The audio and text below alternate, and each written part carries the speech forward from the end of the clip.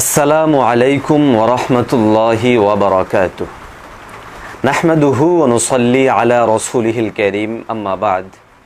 মুহতারাম হাজিরিন, আজকে আমরা আপনাদের সামনে নামাজের আরও একটি গুরুত্বপূর্ণ বিষয় সম্পর্কে আলোচনা করব। সেটি হলো আমরা নামাজে তাকবীরে তাহরিমার সময় যেভাবে হাত তুলি, এইভাবে আর নামাজের মাঝখানে কোথাও হাত তুলব কিনা। এই বিষয়টি নিয়ে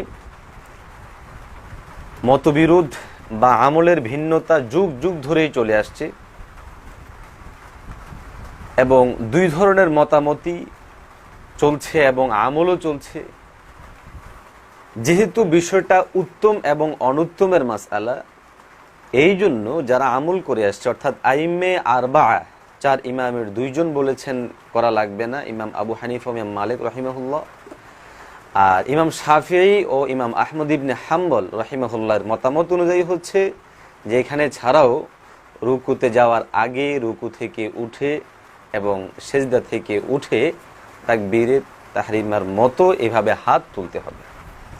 এখন আপনাদের মনে প্রশ্ন জাগতে পারে যে এটা তো ঠিক আছে, অনেক দিন থেকে আমল এটা চলছে, তাহলে নতুনভাবে এটাকে নিয়ে আলোচনার দরকার কি? হ্যাঁ শ্রোতা মণ্ডলী, আমরা অত্যন্ত দুঃখের সাথে জানাচ্ছি যে দ্বীনের বহু জরুরি বিষয়গুলো বাকি থাকা অবস্থায় এই মীমাংসিত বিষয়গুলো নিয়ে আমাদেরকে আবার মাথা ব্যথা করতে হচ্ছে আমাদের কতিপয় দ্বীনের অতিমাত্রায় দরদি নামধারী আহলে হাদিস ভাইদের কারণে। কেন? কারণ তারা আজকে ইমামদের ওই মতবিরোধের মতো মতবিরোধ করছে না, বরং তারা আমাদেরকে বাতিল, আমরা সহিহ হাদিসের উপর আমল করি না, আমাদের আমল হাদিস সম্মত নয়, একমাত্র তাদেরটাই হাদিস সম্মত। এবং বেশি দুঃখজনক হচ্ছে সৌদি আরবে যেহেতু ইমাম আহমদ ইবনে হাম্বল রাহিমাহুল্লাহের অনুসারী, এই জন্য তারা ওইভাবে হাত তোলে আর সেইখানকার আমলকে আমাদেরকে দেখিয়ে বোঝানোর চেষ্টা করে যে হাত উঠানো এটাই শুদ্ধ, হাত যারা তোলে না এটা সঠিক নয়। ফলে বাংলা ভাষাভাষী সারা বিশ্বে ছড়িয়ে ছিটিয়ে থাকা মুমিন মুসলমানেরা অত্যন্ত বিভ্রান্ত হচ্ছে। তো যাই হোক, ফলে আমাদেরকে এই বিষয়ক আলোচনা করতে আমরা বাধ্য হচ্ছি এবং তাদের বিভিন্ন প্রশ্নের উত্তর দিতে আমরা বাধ্য হচ্ছি। তারা আমাদের উপর বিভিন্নভাবে আক্রমণ করে, যেমন আমরা নাকি হাদিসের অপব্যাখ্যা করি। যেহেতু এই বিষয়ে আল্লাহর হাবিব থেকে বিভিন্ন মতামত পাওয়া যায়, আর ওই হাদিসের ভিন্নতার কারণে মুজতাহিদিন ইমামদের মধ্যে মতপার্থক্য সৃষ্টি হয়েছিল, কিন্তু আমরা যারা হাত তুলি না এরা নাকি পুরা সঠিক নয় এবং হাদিসের অপব্যাখ্যা করছি, হাদিস গোপন করছি ইত্যাদি বলে বিভিন্ন ভিডিও অভিযোগ তারা পেশ করছে। তো সুপ্রিয় শ্রোতা, আসুন আমরা প্রথমেই একজন শেখের ভিডিও আলোচনা শুনে নিই। প্রশ্ন হলো যে হানাফি ওলামারা মানুষকে প্রথম তাকবীর, যেটাকে তাকবীরে তাহরিমা বলা হয়, আল্লাহু আকবার, সেই তাকবীর ব্যতীত অন্যান্য সময়ে হাত উঠাটাকে অস্বীকার করেন বা বলতে পারেন, তারা বলেন এটা এই বিধানটা রহিত হয়ে গেছে, মানসুখ হয়ে গেছে। এই স্থান ছাড়া কোথায় তাকবীরে হাত উঠায় মানুষ? রুকুতে যাওয়ার সময় আল্লাহু আকবার বলার সময়, আবার রুকু থেকে ওঠার সময় সামি আল্লাহু লিমান হামিদা, আবার দুই রাকাতে তাশাহুদ দেওয়ার পর তৃতীয় রাকাতে ওঠার সময়। তো এই তিন জায়গায় রাফুল ইয়াদাইন তারা মনে করেন করা যাবে না। কেন? প্রহিত হয়ে গেছে। প্রথমটা শুধু যাবে, আল্লাহু আকবার বলার সময় হাতটা উঠানো যাবে, বাকিটা যাবে না। তারা বলছেন যে এটা মানসুখ হয়ে গেছে। মানসুখ হওয়ার কারণ কি? কারণ স্বরূপ তারা কি বলেছেন? কারণ স্বরূপ তারা বলছেন যে মুসলিম শরীফে একটি হাদিস এসেছে যেখানে আল্লাহ রাসূল সাল্লাল্লাহু আলাইহি সাল্লাম কি বলেছেন যে তোমরা চঞ্চল ঘোড়ার লেজের মতো হাত কেন তুলছো, এই কথা বলেছেন আল্লাহ রাসূল সাল্লাল্লাহু আলাইহি সাল্লাম। সেটা হাদিসটা কি একটু শুনে নিই এবং সমাধানটা শুনে নিই। আসলে হাদিসটি ইমাম মুসলিম বর্ণনা করেছেন। মুসলিম শরীফের সালাত অধ্যায়, এই সালাত অধ্যায়ের 968 নম্বর হাদিস, এটা ব্র্যাকেটে, আর একটি হচ্ছে 430 নম্বর হাদিস। এটা হাদিসের নাম্বারিং এ পার্থক্য। একটা হলো তোহফাতুল, এটা হলো তোহফা, আর একটা হলো মুজাম। দুটির নাম্বারিং এর বিশেষ ব্যবস্থা আছে হাদিসের নাম্বারিং এ। তো সেখানে এই কারণে নাম্বারিং এ পার্থক্য হয়েছে। আমি এই সালাত অধ্যায়ের বাব মানে অনুচ্ছেদটা বলে দিচ্ছি। অনুচ্ছেদটা হচ্ছে বাবুল আমরি বিসসুকুনি ফিস সালাহ ওয়ান নাহি আনিল ইশারাতি বিল ইয়াদ ওয়া রাফুহা ইনদা সালাম ওয়া ইতমামুস সুফুফ আল আউয়াল ওয়াল ওয়া তারাসসু ফিহা ওয়াল আমরু বিল ইজতিমা। এটা হলো অনুচ্ছেদ।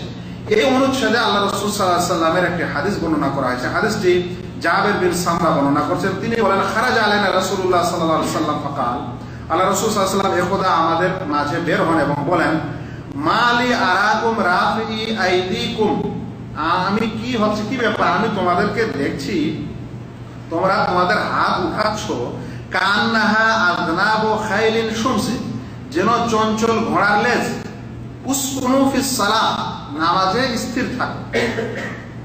এটা কি? এটা হলো হাদিস। এই হাদিসের দ্বারা তারা বলতে চাচ্ছেন যে নামাজে হাত উঠানো যাবে না। কিন্তু এ কথা সবাই জানেন যে তারা স্বয়ং নিজেই বলেছেন যে প্রথমটা যাবে, আর বাকিগুলো কি করা যাবে না, উঠানো যাবে না। দলিল এটা দিয়েছে, বলছে এই দলিলের মাধ্যমে বাকি সময়গুলোর হাত তোলাটা রহিত হয়ে গেছে। বুঝতে পারছেন এই প্রসঙ্গটি? এখন আমাকে বলেন, এই হাদিসের আমি শব্দগুলো পড়লাম এবং অনুবাদটা করলাম, এখানে কি এটা বোঝা যাচ্ছে যে তোমরা প্রথমটা উঠাও আর বাকিগুলা উঠাও না? না, এটা কি বোঝা যাচ্ছে? তারপরে আমরা ধরেই নিলাম তাদের বুঝ অনুযায়ী যে এখানে প্রথমটা উঠানো বোঝা যাচ্ছে আর বাকি তিনবার উঠানো যাবে না, এটা হাদিস থেকে বোঝাচ্ছে। আর আল্লাহ রাসূল সাল্লাল্লাহু আলাইহি ওয়াসাল্লাম বলেন, চঞ্চল ঘোড়ার লেজের মতো হাত কেন তুলছো? আমরা বলবো যে ভাই, যদি সত্যিকারে এই সকল ভাইয়েরা হাদিসের অনুসারী হন, সুন্নতের অনুসারী হন এবং সত্যিকার মানুষকে সহি জ্ঞান দিতে চান, তাহলে শুধু এই হাদিসটাই কেন বলছে? এই হাদিসটার পরের একটি হাদিস, সাথে সাথে এই হাদিসটার পরের হাদিস, ওই হাদিসে একটা সনদ বর্ণনা করা হয়েছে, কোনো হাদিসের ইবারত মাতান নাই। অতঃপর তারপরের হাদিস, আবারও বলছি, ইমাম মুসলিমের এই হাদিস, যে হাদিস দিয়ে তারা দলিল দিলেন যে প্রথম ছাড়া আর বাকি সময় হাত উঠানো যাবে না, মানসুখ হয়ে গেছে এই হাদিসের কারণে, আমি এই সকল ভাইকে বলবো এবং যারা শুনছেন তাদেরকে বলবো যে ভাই, আল্লাহর ওয়াস্তে ওই হাদিসটার ওই অনুচ্ছেদে, ইমাম মুসলিম ওই অধ্যায়ে ওই অনুচ্ছেদের ওই হাদিসটার পরে পরে আরো দুইটি হাদিস নিয়ে এসেছেন। বরং এই অনুচ্ছেদে তারপরে তিনটি হাদিস আছে। এই হাদিসটার পরে কয়টি হাদিস আছে? তিনটির মধ্যে প্রথমটি তো এই হাদিস, দ্বিতীয়টি একটা হাদিসের সনদ মাতান নাই, তারপরে তৃতীয় হাদিস এবং চতুর্থ হাদিসে আল্লাহ রাসূল সাল্লাল্লাহু আলাইহি ওয়াসাল্লাম এই হাদিসেরই ব্যাখ্যা দিয়েছেন এবং সাহাবায়ে কেরামরা এই হাদিসেরই বিশ্লেষণটা বুঝেছেন যে আল্লাহ রাসূল যে তাদের বললেন যে তোমরা চঞ্চল ঘোড়ার লেজের মতো হাত কেন তুলছো, এই কথাটার অর্থ কি। স্বয়ং এই হাদিসের পরে এই কথা এসেছে। শুনেন কি এসেছে।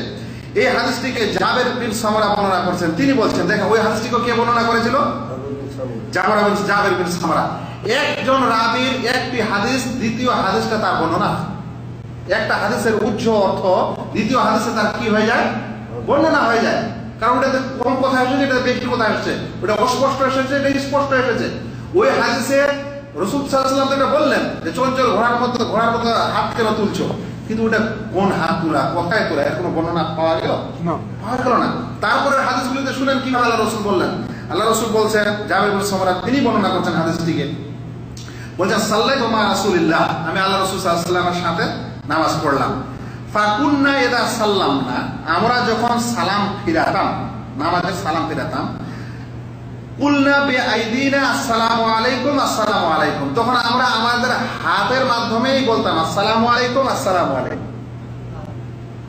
কে বলছেন? ওই সাহাবী স্বয়ং, তিনি যে আগে হাদিসটা বর্ণনা করলেন, ওখানে অস্পষ্ট, কখন নিষেধ করলেন এটা কিছু বোঝা যাচ্ছে না। তারপরে হাদিসে উনি নিজে ওই রাবি ওই সাহাবী বলছেন যে আমরা যখন সালাম ফিরাতাম তখন আমরা আমাদের হাতের মাধ্যমে বলতাম আসসালামু আলাইকুম আসসালামু আলাইকুম, এদিকে বলার সময় তখন কি হলো? ফানাযারা ইলাইনা রাসূলুল্লাহ সাল্লাল্লাহু আলাইহি ওয়াসাল্লাম ফাকাল, অতঃপর রাসূল সাল্লাল্লাহু আলাইহি ওয়াসাল্লাম আমাদের দিকে দেখলেন এবং বললেন, মা শাআনুকুম, তোমাদের ব্যাপার কি? তুশিরুনা বিআইদিকুম, হাতের মাধ্যমে ইশারা করছো, কান্নাহা আযনাবু খাইলিন শুমসিন, ওই শব্দই যেন চঞ্চল ঘোড়ার লেজ। তার চঞ্চল ঘোড়ার লেজের মতো হাতটা তুলতে নিষেধ কোথায়? সালাম ফিরানোর সময় কেউ যদি এরকম করে বা এরকম করে। তারপরে কি বললেন?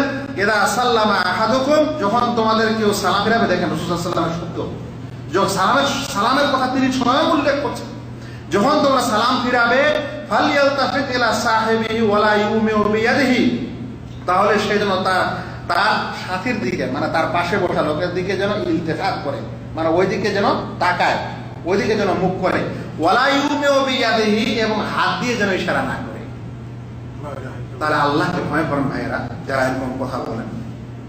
একজন অজ্ঞ মানুষকে, সাধারণ মানুষকে যদি এরকম একটা দলিল দিয়ে আপনি আপনার মাযহাবকে ঠিক করতে চান, আফসোসের ব্যাপার। রাসূল সাল্লাল্লাহু আলাইহি ওয়াসাল্লামের হাদিস ওই রাবী বর্ণনা করছেন, ওই কথাটা উজ্জ্বল, এই কথাটা স্পষ্ট। কেমন করে মানুষকে এরকম করে বাধা দেওয়া হয়?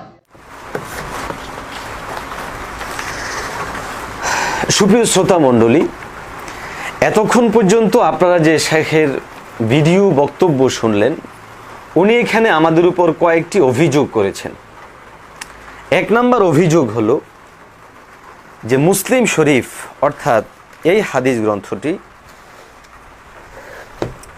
এই যে হাদিস গ্রন্থটি, এই হাদিস গ্রন্থের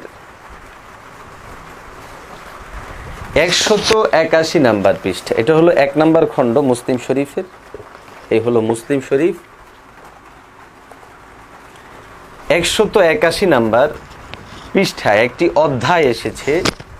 অধ্যায়টি হলো বাবুল আমরি বিসসুকুনি ফিস সালাহ, নামাজের মধ্যে স্থিরতা অবলম্বন বিষয়ে আল্লাহর হাবিব সাল্লাল্লাহু আলাইহি ওয়াসাল্লামের আদেশ। তো তিনি এখানে বুঝাতে চাচ্ছেন যে যেহেতু ইমাম আবু হানিফা রহিমাহুল্লাহ আল্লাহর হাবিব সাল্লাল্লাহু আলাইহি ওয়াসাল্লামের সবগুলো হাদিসকে সামনে এনে সমন্বয় করে এটা সমাধান দিয়েছেন। কি সমাধান? তিনি বলেছেন যে নামাজের মধ্যে হাত উঠানো এটা শুধু তাকবীরে তাহরিমার সময় হবে, অন্য কোনো সময় হবে না। যেমনটা তিরমিজি শরীফে হযরত আব্দুল্লাহ ইবনে মাসউদ রাদিয়াল্লাহু তাআলা আনহু থেকে বর্ণিত হয়েছে 1 নম্বর খণ্ডের 35 নম্বর পৃষ্ঠায়, যে নবীজি মুহাম্মদুর রাসূলুল্লাহ সাল্লাল্লাহু আলাইহি ওয়াসাল্লামের আখিরে আমল, সর্বশেষ আমল ছিল হাত না ওঠানোর উপর, বিধায় শুধু এক জায়গায় হাত উঠাবো, অন্য জায়গায় উঠাবো না। তাহলে এখন প্রশ্ন হয়, অন্য যে সমস্ত জায়গায় হাত উঠানোর কথা বর্ণিত আছে এইগুলার কি জবাব? তো জন্য ফিকহে হানাফি অনুসারী উলামায়ে কেরামের পক্ষ থেকে জবাব দেয়া হয় যে ওই হাদিসগুলো যেইগুলোতে তাকবীরে তাহরিমা ছাড়াও হাত উঠানোর কথা বর্ণিত হয়েছে সেগুলো মানসুখ বা সেগুলো রহিত হয়ে গেছে। এখন তিনি প্রশ্ন করলেন যে এই যে হাদিস, এই হাদিসের মধ্যে কি তাকবীরে তাহরিমা ছাড়া রহিত হওয়া বোঝা যায়? দ্বিতীয় নাম্বার অভিযোগ তিনি যেটা বলতে চাচ্ছেন সেটা হলো, তিনার দাবি হলো প্রথম হাদিস এটার মধ্যে শুধু শেষ নয়, বরং এখানে আরো একটা হাদিস পরবর্তীতে এসেছে, যে হাদিসের মধ্যে সালামের সময়ে হাত দ্বারা ইঙ্গিত করার কথা বলা আছে। উভয়টা একই হাদিস। প্রথম হাদিসটার তাফসির হলো দ্বিতীয় হাদিসটা। আমরা শুধু প্রথম হাদিস টেনে জাতিকে ধোঁকা দিচ্ছি, তারা উভয় হাদিসের উপর আমল করে তিনি একটা সমাধান এখানে বোঝানোর চেষ্টা করলেন। সুপ্রিয় শ্রোতা মণ্ডলী, এখন আসুন আমরা দেখব যে আসলে আমরাই কি ধোঁকাবাজি করছি নাকি এখানে ঘটনা অন্য কিছু, এটা আপনাদের সামনে স্পষ্ট করার চেষ্টা করব। প্রথমে আসুন আমরা কেন হাত উঠানোর কথা বলি না। উত্তর, আল্লাহ তাবারক ওয়া তাআলা কোরআনুল কারীমের মধ্যে স্পষ্ট ঘোষণা করেছেন কুমু লিল্লাহি কানিতিন। নাম্বার হাদিসের মধ্যে আল্লাহর হাবিব বলেছেন উসকুনু ফিস সালাহ, নামাজের মধ্যে তোমরা ধীর স্থিরতার সাথে দাঁড়াও। এই হাদিস এবং আয়াতের দিকে লক্ষ্য করে নামাজের মধ্যে মানে বাহ্যত দেখতে যেগুলো ধীর স্থিরতা বিরোধী মনে হয়, আমরা ওই সমস্ত জিনিসগুলোকে বলছি যে নামাজের মধ্যে করা যাবে না। যেহেতু তাকবীরে তাহরিমার সময় ছাড়া বাকিগুলো হাত তোলা ওইরকমই একটা আমল, এই জন্য আমরা ওইগুলাকেও রহিত বলি এবং সেগুলা নেই বলে আমরা বলে থাকি। তাহলে এখন আসুন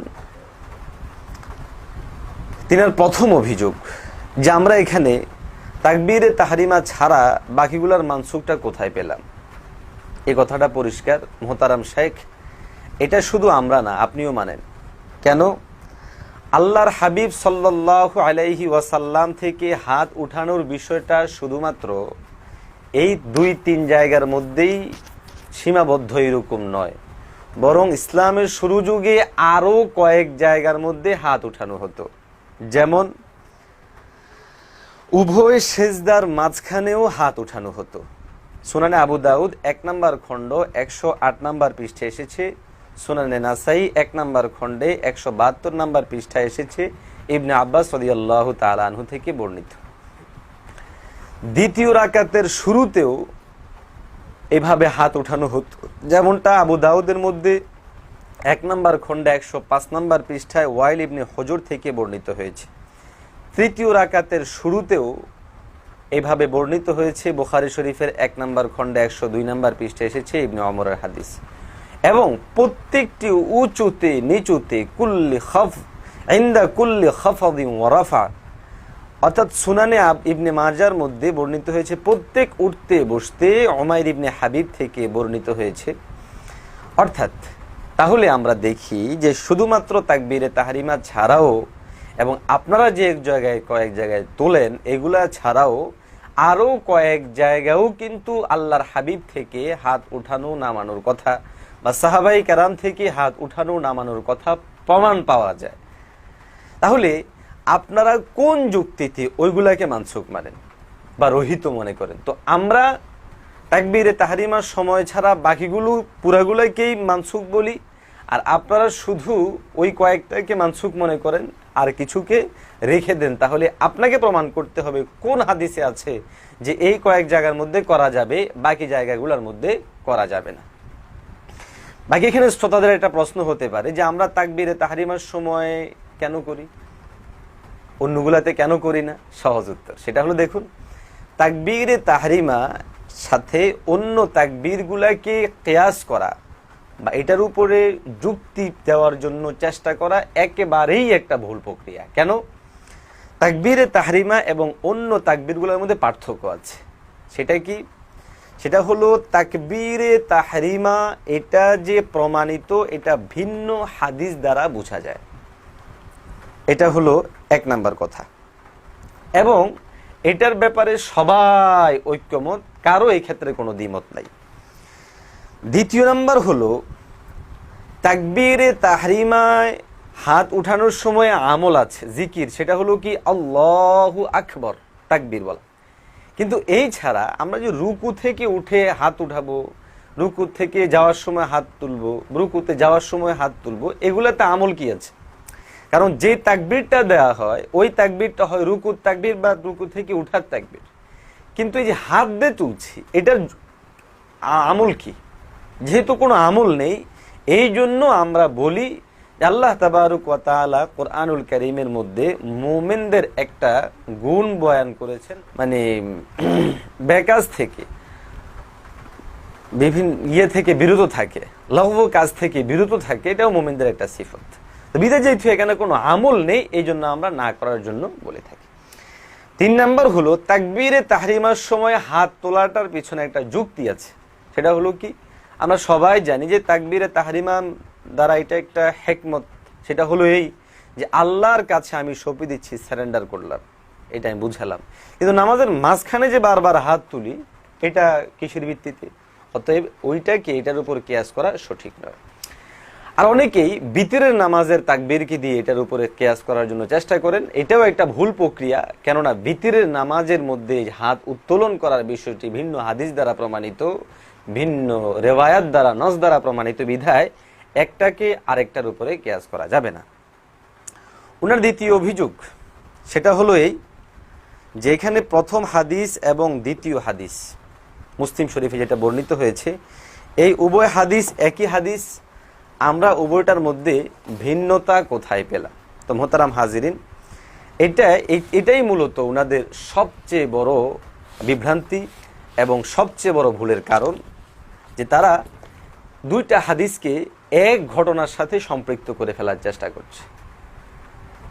কিন্তু বাস্তবতা হচ্ছে আসলে উভয়টা হাদিস এক নয়, বরং উভয়টা হাদিসের মধ্যে অনেকগুলো পার্থক্য আছে।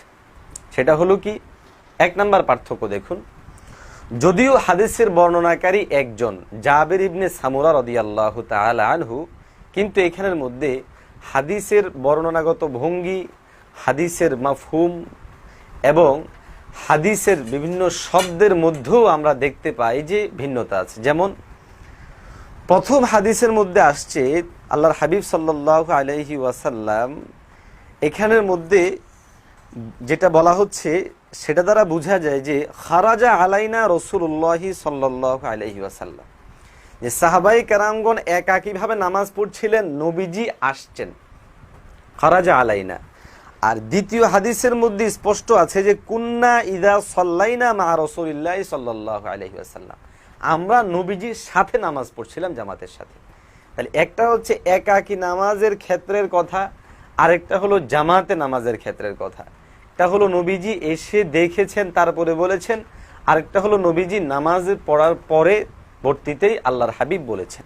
এরপরে দেখেন এখানে শব্দগত ভিন্নতাও আছে। সেটা হলো কি, আল্লাহর হাবিব বলছেন মালি উরাকুম রাফিই আইদিকুম কাআন্নাহা আদনাবু খাইলিন শুমুসিন, আমি তোমাদের হাতগুলো এমন কেন দেখছি যেন তা বেয়ারা ঘোড়ার ঊর্ধ্বে উত্থিত লেজ। আর দ্বিতীয় হাদিসের বক্তব্য খেয়াল করুন, এখানে আছে আলা মা তুমিউনা বিআইদিকুম কাআন্নাহা আদনাবু খাইলিন শুমুসিন, যে তোমরা তোমাদের হাতগুলো দ্বারা কিসের ইঙ্গিত করো যেন সেগুলো বেয়ারা ঘোড়ার ঊর্ধ্বে উত্থিত লেজের মতো মনে হয়। দেখুন উভয়টা হাদিসের এই যে বর্ণনা ভঙ্গির মধ্যেও পার্থক্য আমরা পেলাম। 3 নম্বর হলো, প্রথম হাদিসের মধ্যে স্পষ্টই বক্তব্য আছে উসকুনু ফিস সালাহ, কিন্তু দ্বিতীয় হাদিসের মধ্যে উসকুনু ফিস সালাহ এটা উল্লেখ নাই। 4 নম্বর যেটা খুব ইম্পর্টেন্ট এবং যেটা দিয়ে উনি ধোঁকা দেওয়ার চেষ্টা করেছেন সেটা হলো উনি রাফে ইয়াদ আর ইমা ওয়াল ইশারা, ইঙ্গিত করা, এই উভয়টাকে এক করে ফেলছেন।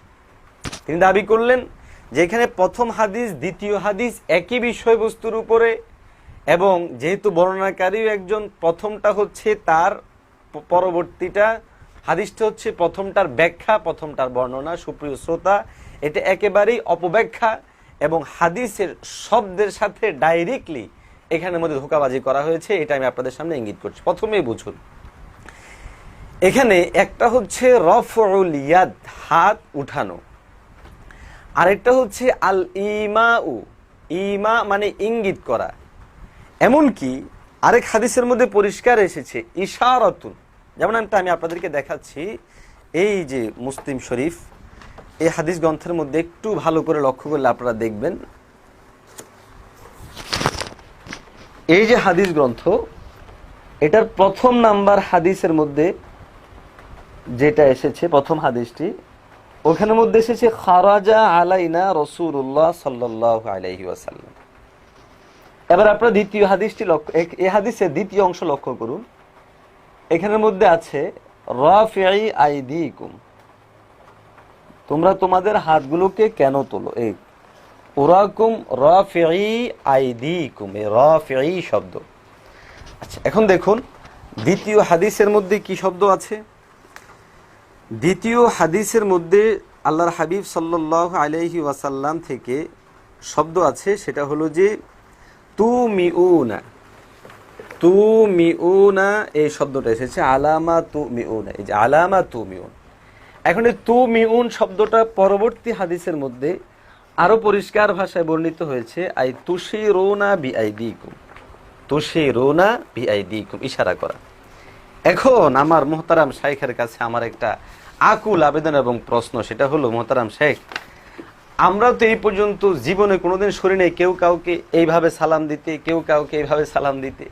এখন যদি আপনি সালামের কথাটাকে মনে করেন রফিয়াদের মতো সাহাবায়ে কেরাম করতেন এইভাবে এইভাবে, তাহলে আমাকে বলেন যে আসলে কি সালামের সময় কি এইভাবে করে, আর এটা কি ইশারা বলে? যদি সালামের সময়টার উপরে কিয়াস করা হয় তাহলে আমাদেরকে উত্তর দেন, আপনারা কি তাইলে ইয়ে থেকে উঠান নামানোর সময় কি ওইভাবে হাত তোলেন? তাহলে অবশ্যই বলবেন যে না, আমরা এভাবে তুলি না, এটা একটা অযৌক্তিক বিষয় এবং এটা সঠিক নয়। সুপ্রিয় শ্রোতা মণ্ডলী, তাহলে উনি যে বুঝাতে চাইলেন উভয়টা এক ঘটনা, আমরা প্রমাণ করলাম উভয়টা এক ঘটনা নয়। দ্বিতীয় নাম্বার, উনি এখানে প্রথম হাদিসকে দ্বিতীয় হাদিস, প্রথম হাদিসের ব্যাখ্যা যদি দ্বিতীয় হাদিস দিয়ে মানেন তাহলে উনারা আর কোনোদিন এইভাবে হাত তুলতে পারবেন না, কারণ এটাকে কেউ ইশারা বলে না। ইশারা তো এইভাবে করে, ইশারা কেউ এইভাবে করে না। তাহলে দ্বিতীয় হাদিসকে আমরা গোপন করেছি, উম্মতকে বুঝতে দিইনি, এই ধরনের অভিযোগ আমাদের বিরুদ্ধে একান্তই মন গড়া অভিযোগ, এটার কোনো বাস্তবতা নেই। সুতরাং ধোঁকাবাজি আমরা করিনি, বরং ধোঁকাবাজি তারা করেছে। এরপরে যদি মেনেও নেই যে ওনার বক্তব্য অনুযায়ী যে এখানে সালামের সময়ে হাত উঠানোকে নিষেধ করা হয়েছে, এরপরেও তো বোঝা যায় যে এই সালামের সময়ে হাত উঠানো নিষেধ হওয়াটাই প্রমাণ বহন করে যে অন্য সময়েও হাত উঠানো যাবে না। কেন?